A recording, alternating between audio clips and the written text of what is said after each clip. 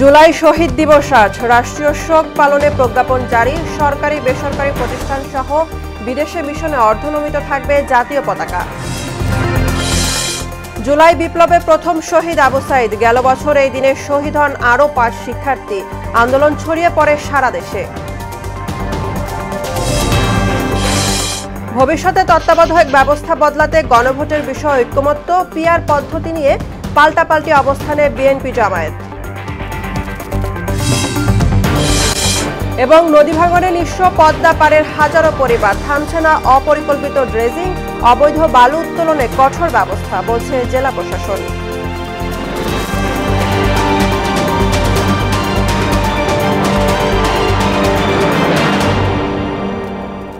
আসসালামু আলাইকুম, সবাইকে মোহনা সংবাদে স্বাগত। শুনছিলেন শিরোনাম, পুরো সংবাদে সঙ্গে আছে বুশরাত জাহানিমা। শুরুতেই জুলাই গণঅভ্যুত্থান নিয়ে আমাদের বিশেষ আয়োজন রক্তাক্ত জুলাই।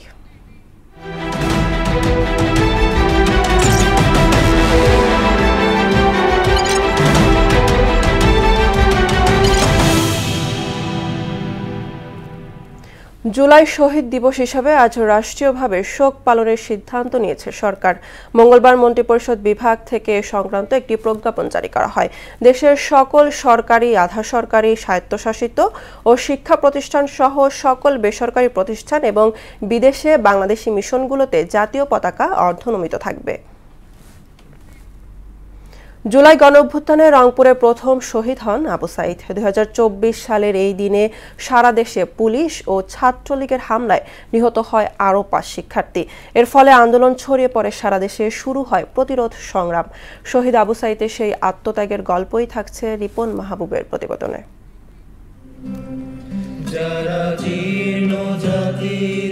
রংপুরের পীরগঞ্জের প্রত্যন্ত গ্রাম, এখানে চিরনিদ্রায় শায়িত আবু সাইদ। বিশ্ববিদ্যালয়ে পড়লেও গ্রামে ছিলেন সবার আপনজন। সাধারণ পোশাক, সাধারণ জীবনযাপন, কেউ বুঝতেই পারেননি এই অতি সাধারণ আবু সাইদই ইতিহাসের পাতায় জায়গা করে নেবেন। আবু সাইদ ভাই অনেক ধার্মিক আর ইসলামিক মাইন্ডে ছিলেন আর ভালো ছিলেন। খুব ভালো লাগে যে আমাদের গ্রামে এরকম ছেলে ছিল। ছেলেটা মরে গেল, কিন্তু ওর রক্ত বৃথা যায়নি। আজ যারা কথা বলতেও বাইরে আসতে পারছে, তাদের জন্যই জীবন বিলিয়ে দিল আবু সাইদ।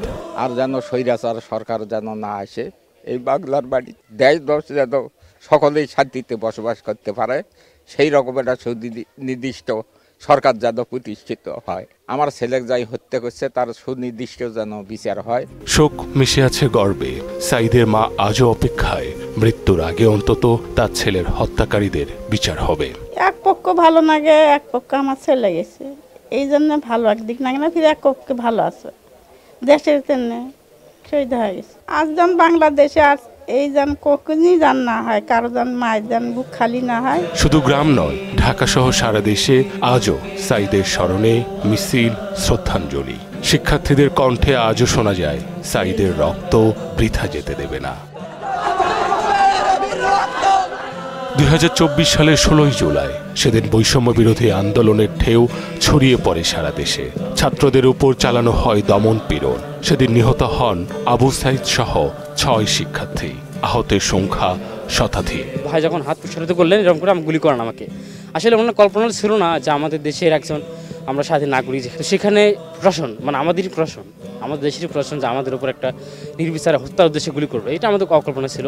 বৈষম্য বিরোধী আন্দোলনের নেতৃত্ব দিয়েছেন, তাদের পরিকল্পনা ছিল যে বাংলাদেশের মধ্যে যেন বৈষম্য সৃষ্টি না হয়, এটাই তাদের পরিকল্পনা ছিল। আবু সাইদের হত্যা মামলায় সংশ্লিষ্ট সবার বিচার দাবি করছি। একটা বৈষম্যহীন একটা রাষ্ট্র গড়ে উঠুক। আবু সাইদ আজ আর নেই, কিন্তু তার রক্তেই জন্ম নিয়েছে একটি প্রতিরোধের ইতিহাস। তার কবর আজ শুধুই এক সমাধিস্থল নয়, হয়ে উঠেছে প্রতীক, প্রতিরোধ আর মুক্তির প্রতিজ্ঞা। আবু সাইদের স্বপ্ন আজও জ্বলে ওঠে প্রতিবাদের মশালে। ইতিহাস তাকে মনে রাখবে একটি আন্দোলনের প্রথম শহীদ হিসেবে। মাহবুব হাসান, রিপন, মোহনা সংবাদ। সংখ্যানুপাতিক প্রতিনিধিত্ব বা পিআর পদ্ধতি কোনোভাবেই মানবে না বিএনপি। অন্যদিকে জামায়াত চায় উচ্চকক্ষ, নিম্নকক্ষ ও নারী আসনে পিআর পদ্ধতিতে নির্বাচন। মঙ্গলবার ঐক্যমত্য কমিশনের বৈঠকে দলগুলো এমন পাল্টাপাল্টি মত দেয়। বৈঠক শেষে কমিশনের সহ সভাপতি অধ্যাপক আলী রিয়াজ জানান, তত্ত্বাবধায়ক সরকার পদ্ধতি সহ সংবিধানের কিছু ধারা সংশোধনে গণভোটের বিধান রাখতে একমত রাজনৈতিক দলগুলো। আরও জানাচ্ছেন মোহাম্মদ ওয়ালিউল্লাহ। মঙ্গলবার রাজনৈতিক দলগুলোর সঙ্গে দ্বিতীয় দফায় 14 দিনের মতো বৈঠকে অংশ নেয় ঐকমত্য কমিশন। সভার শুরুতে এখনও কাঙ্ক্ষিত অগ্রগতি না হওয়ায় কিছুটা হতাশা প্রকাশ করেন কমিশন সহ সভাপতি অধ্যাপক আলী রিয়াজ। আমাদেরকে একটি জাতীয় সনদ তৈরি জায়গায় যেতে হবে। বৈঠকে দ্বিকক্ষ বিশিষ্ট পার্লামেন্ট, তত্ত্বাবধায়ক সরকার ব্যবস্থা সহ নানা বিষয়ে আলোচনা হয়। পরে পিআর পদ্ধতি ও দ্বিকক্ষ বিশিষ্ট পার্লামেন্ট নিয়ে নিজেদের অবস্থানের কথা জানান বিএনপি, জামাত ও এনসিপি নেতারা। দ্বিকক্ষ বিশিষ্ট পার্লামেন্ট সৃজনের বিষয়ে মোটামুটি অধিকাংশ রাজনৈতিক দল একমত, কিন্তু তার গঠন প্রক্রিয়া কি হবে এবং তার পাওয়ার এন্ড ফাংশন কি হবে এ বিষয়ে ব্যাপক বিতর্ক আছে। Sentiment of the house majority যেটা আছে সেটাকে সামনে রেখেই এ ব্যাপারে একটা চূড়ান্ত সিদ্ধান্ত ওনারা দিয়ে দেবেন। অনিশ্চিত অবস্থায় রয়েছে। আমরা আমাদের পার্টির তরফ থেকে প্রস্তাব রেখেছি যে উচ্চকক্ষ গঠিত হবে, সেই উচ্চকক্ষের 2/3 মেজরিটিতে যেন সংবিধান সংশোধনের দিকে যায়। কমিশন সহসভাপতি জানান, সংখ্যাগরিষ্ঠ দলের দ্বিকক্ষ বিশিষ্ট সংসদের প্রতি সমর্থন থাকলেও উচ্চকক্ষ প্রতিষ্ঠার পদ্ধতি নিয়ে রাজনৈতিক দলগুলোর মধ্যে মতভেদ রয়েছে। ভোটের সংখ্যানুপাতে যেন উচ্চকক্ষ প্রতিষ্ঠা করা হয়, অন্যদিকে আসনের সংখ্যাগরিষ্ঠতার ভিত্তিতে আসনের সংখ্যানুপাতে উচ্চকক্ষ প্রতিষ্ঠার প্রস্তাবও আছে। যেহেতু রাজনৈতিক দলগুলো এবং জোটগুলো এ বিষয়ে কোনো ঐকমত্যে আসতে পারছেন না, সেহেতু এ বিষয়ে সিদ্ধান্ত গ্রহণের ভার কমিশনের উপর অর্পণ করা হয়েছে। তত্ত্বাবধায়ক সরকারের প্রধান কিভাবে নিযুক্ত হবেন সে বিষয়ে আগামী সপ্তাহে সমাধান আসবে বলেও আশা প্রকাশ করেন অধ্যাপক আলী রিয়াজ। আমরা আশা করছি রাজনৈতিক দলগুলো সেটা উপলব্ধি করছেন এবং এ ব্যাপারে তারা সক্রিয় থাকবে। মোহাম্মদ ওয়ালিউল্লাহ, মোহনা সংবাদ, ঢাকা। মুন্সিগঞ্জ পৌরসভার সড়ক যেন মৃত্যুফাত। প্রথম শ্রেণীর এই পৌরসভার সড়কগুলো খানাখন্দ আর ছোট বড় গর্তে ভরা। প্রতিনিয়ত দুর্ভোগ পথে হচ্ছে চলাচলকারীদের। শিগগিরই সড়ক সংস্কারের আশ্বাস দিয়েছে কর্তৃপক্ষ। মোহাম্মদ সুজনের প্রতিবেদন, জানাচ্ছেন তাহসিন তারিন।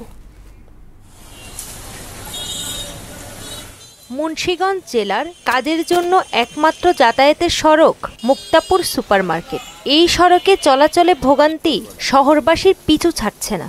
মানিকপুর 10তলা থেকে গণকপাড়া মোড় পর্যন্ত সড়কে শত শত খানাখন্দ।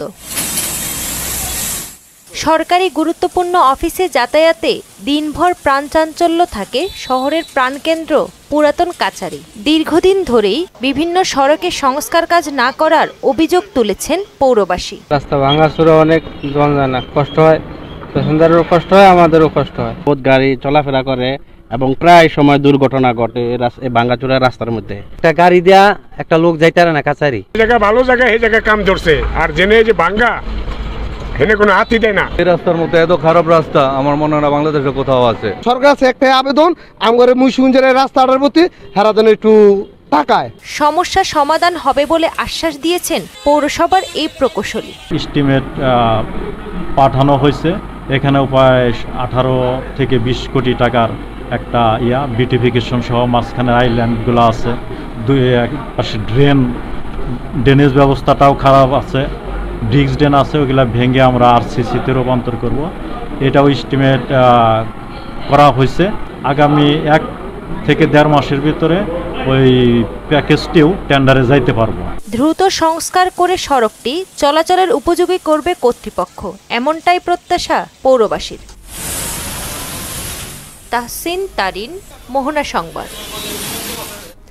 নওগাঁর মান্দায় সেতু না থাকায় ভোগান্তিতে আছে 50 গ্রামের মানুষ। এতে বেশি দুর্ভোগে পড়েছে স্কুল কলেজের শিক্ষার্থী ও রোগীরা।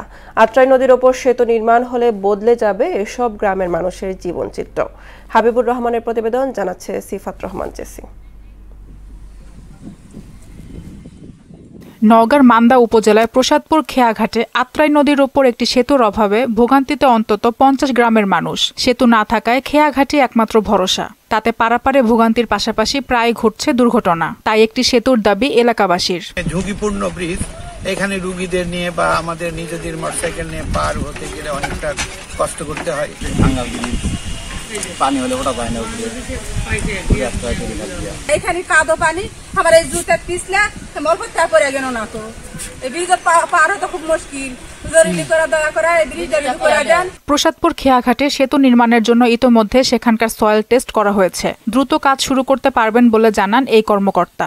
আসার আগে অলরেডি এই কাজগুলো হয়ে গেছে, দেখেন প্রক্রিয়াধীন অবস্থায় আছে। আশা করি আমরা অচিরে এই ফিল সার্টিফিকেট পেপার পেলে ভোগান্তি লাঘবে দ্রুত একটি সেতু নির্মাণ করবে কর্তৃপক্ষ, এমনটাই আশা এলাকাবাসীর। সিফাত রহমান, জেসি, মোহনা সংবাদ। নদী ভাঙনে নিঃস্ব হচ্ছে মানিকগঞ্জের পদ্মাপাড়ের হাজারো পরিবার। হাজার বিঘা জমি ও শত শত বসতবাড়ি নদীগর্ভে বিলীন হলেও থামছে না পদ্মায় অপরিকল্পিত ড্রেজিং। ইজারার শর্ত ভেঙে বালু উত্তোলন করলে কঠোর ব্যবস্থা নেওয়ার আশ্বাস দিয়েছেন জেলা প্রশাসক। শরীফুল ইসলামের প্রতিবেদন, জানাচ্ছেন আফরিন পপি। মানিকগঞ্জের হরিরামপুরে পদ্মাপাড়ের মানুষের বর্ষা এলেই দিন কাটে ভাঙন আতঙ্কে। সেই সাথে আরেক আতঙ্কের নাম অপরিকল্পিত ড্রেজিং। বর্ষা আর অপরিকল্পিত ড্রেজিংয়ে ইতোমধ্যে ভাঙনে উপজেলার অন্তত 13টি মৌজা নদীতে বিলীন হয়ে গেছে। এছাড়া হুমকিতে রয়েছে উপজেলার নদী, বাঁধসহ শতাধিক সরকারি স্থাপনা। তবুও থামছে না অপরিকল্পিত ড্রেজিং। ডেজার মেজার লাগায়, বড় বড় ডেজার লাগায়, ওই বল গেট করে বালি টালি নেয়, যার জন্য আমাকে যে জায়গা জমি বাড়ি ঘর এগুলি ভেঙে নিয়ে যাইতেছে। বাড়ি ভেঙে যায়, গাঙ্গে ধরে ভেঙে ভেঙে হরি বাড়িঘর পদ্মা নদীতে ভেঙে নিয়ে গেছে। এখন আমরা সর্বহারা। জায়গায় জায়গায় ডেজার দিয়ে মাটি কাটতেছে। এগুলো সরকারভাবে এগুলো বন্ধ করতে পারলে মনে হয় নদী ভাঙনটা থামবে। ইজারার শর্ত ভঙ্গ করে নির্ধারিত সীমানার বাইরে গিয়ে বালু উত্তোলন করছে একটি প্রভাবশালী মহল।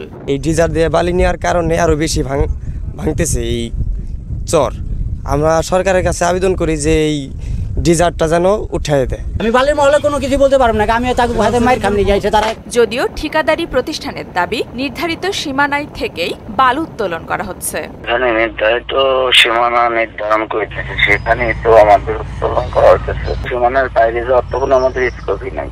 জেলা প্রশাসক বলছে, নিয়ম না মেনে ইজারার শর্ত ভঙ্গ করে নির্ধারিত সীমানার বাইরে গিয়ে বালু উত্তোলন করা হলে তাদের বিরুদ্ধে কঠোর ব্যবস্থা নেওয়া হবে। যারা বৈধভাবে ইজারা নিয়েছেন, ওনারা যদি ওনাদের যে নির্ধারিত স্থান আমরা সরকারি নিয়ম অনুযায়ী দেখিয়ে দিয়েছি, এর বাইরে বালু উত্তোলন করে, তাহলে সেটা সম্পূর্ণ বেআইনি কার্যক্রমের বিরুদ্ধে আমরা নিয়মিত অভিযান পরিচালনা করতেছি। আমরা ভ্রাম্যমাণ আদালত পরিচালনা করতেছি, পাশাপাশি আমরা থানায় নিয়মিত মামলাও দায়ের করতেছি। ঘরবাড়ি, ফসলি জমি বাঁচাতে অপরিকল্পিত ড্রেজিং বন্ধে দ্রুত ব্যবস্থা নেবে প্রশাসন, প্রত্যাশা নদী তীরবর্তী মানুষের। আফরিন পপি, মোহনা সংবাদ। নদী ভাঙনের আরও খবর জানাতে সিরাজগঞ্জ থেকে যোগ দিচ্ছেন সহকর্মী সোহেল রানা। সোহেল, যমুনা নদী ভাঙনে ইতিমধ্যে মানুষ বিভিন্ন ক্ষয়ক্ষতির সম্মুখীন হচ্ছে, এই বিষয়ে আপনার কাছে সবশেষ কি তথ্য আছে?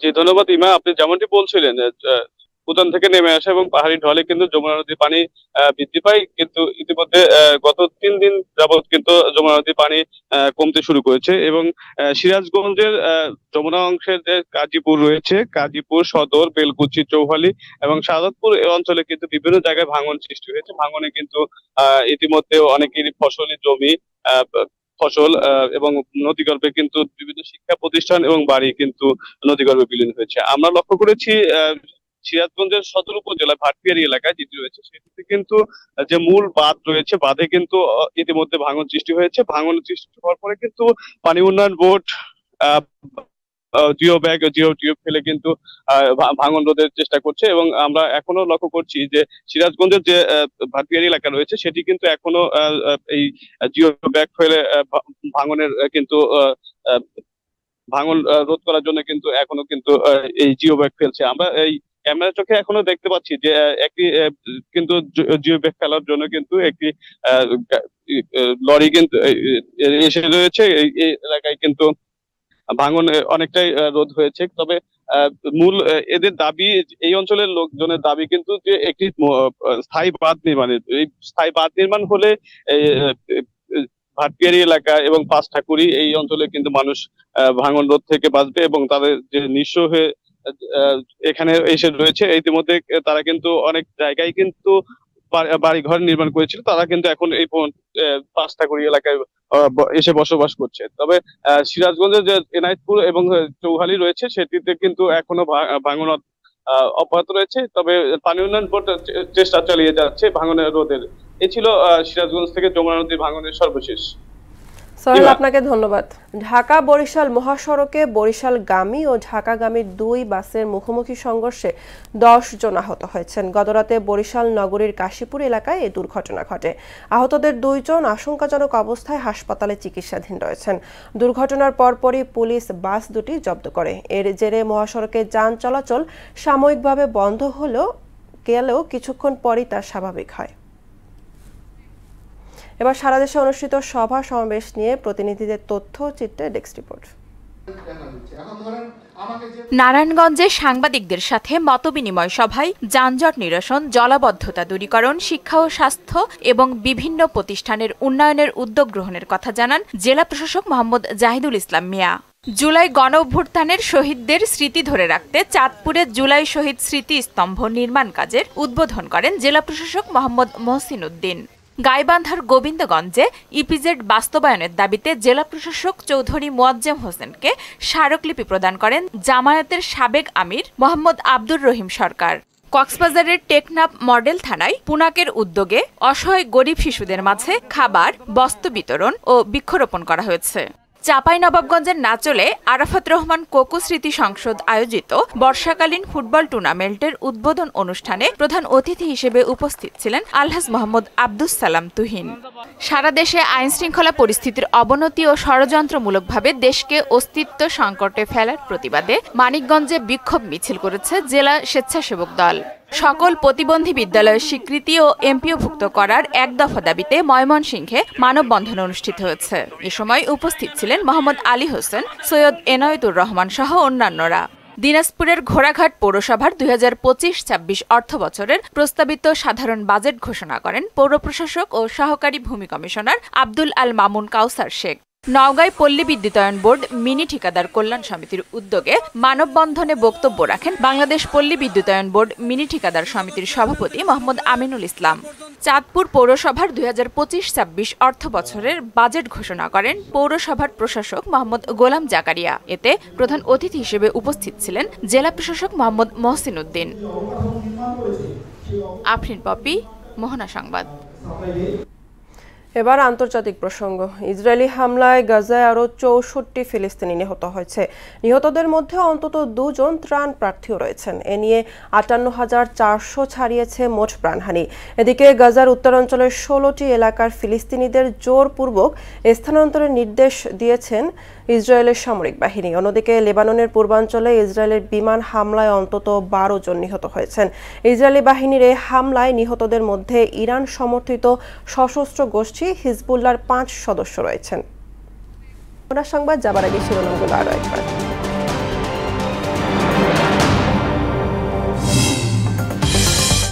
জুলাই শহীদ দিবস আজ রাষ্ট্রীয় শোক পালনে প্রজ্ঞাপন জারি। সরকারি বেসরকারি প্রতিষ্ঠান সহ বিদেশি মিশনে অর্ধনমিত থাকবে জাতীয় পতাকা। জুলাই বিপ্লবে প্রথম শহীদ আবু সাইদ গেল বছর এই দিনে শহীদ হন আরও 5 শিক্ষার্থী। আন্দোলন ছড়িয়ে পড়ে সারা দেশে। ভবিষ্যতে তত্ত্বাবধায়ক ব্যবস্থা বদলাতে গণভোটের বিষয়ে ঐক্যমত্য। পিআর পদ্ধতি নিয়ে পাল্টাপাল্টি অবস্থানে বিএনপি জামায়াত। এবং নদী ভাঙনে নিঃস্ব পদ্মাপাড়ের হাজারো পরিবার, থামছে না অপরিকল্পিত ড্রেজিং, অবৈধ বালু উত্তোলনে কঠোর ব্যবস্থা বলছে জেলা প্রশাসন। এই ছিল মোহনা সংবাদে। পরবর্তী সংবাদ দুপুর 1টায়। এর আগে সকাল 11টায় দেখবেন সংবাদ এক নজরে। মোহনার সবশেষ খবর জানতে ভিজিট করুন www.mohana.tv। সংবাদ দেখতে পারেন ফেসবুক, ইউটিউবে। ততক্ষণ সঙ্গে থাকার জন্য ধন্যবাদ।